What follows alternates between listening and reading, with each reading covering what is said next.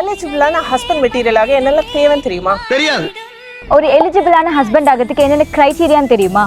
தெரியாது. மினிமம் ஒரு சொந்த வீடு வச்சிருக்கணும். ஏய், சொந்த வீடுனா சொல்லாதடி. அப்புறம் அப்பா அம்மா கிட்ட இருக்கிற வீடு எடுத்துட்டு வந்து ஏன் வீடுன்னு சொல்லுவாங்க. இல்ல, மினிமம் துபாய்ல 2 கோடிக்கு ஒரு அபார்ட்மெண்டாவது வச்சிருக்கணும். ஆனா நம்ம பார்க்க வந்த பொண்ணு இது இல்ல. நம்ம லெவலுக்கு எல்லாம் சாணி அல்றது, முள்ளு விறக்கிறது, விறகு தூக்குறது தான் சரியா வரும். அது மட்டும் இல்ல, அவங்களுக்கு முக்கியமா லொகேஷன் பார்க்க தெரிஞ்சிருக்கணும். பாரு, அங்க மெட்ரோ ஸ்டேஷன் இருக்கு. ஆமா, இங்க பாரு தீவா ஹெட் குவார்ட்டர்ஸ் கூட இருக்கு. அங்க பாரு கிரீக் ஹார்பர் இருக்கு. கிரீக் டவர் வரப்போகுது. 5 நிமிஷம் இப்படி போனா டவுன் டவுன் புர்ஜ் கலிஃபா கூட வரும். வேற 20 நிமிஷத்துல அங்க ஏர்போர்ட்டே வந்துரும். இதெல்லாம் இருக்கிறதுனால இந்த லொகேஷன்ல 95,000 ரெண்டல் போயிட்டு இருக்கு. ஆனா அது மட்டும் இல்ல, எனக்கு கவர்மெண்ட் டெவலப்பர் கிட்ட தான் வாங்கணும். அது பேமெண்ட் பிளான்ல தான் வாங்கணும். வெறும் 20% டவுன் பேமெண்ட் கட்ட ரெடியா இருந்தா போதும். இன்ஸ்டால்மெண்ட் கட்டுறதுக்கு ரெடியா இருக்கணும்.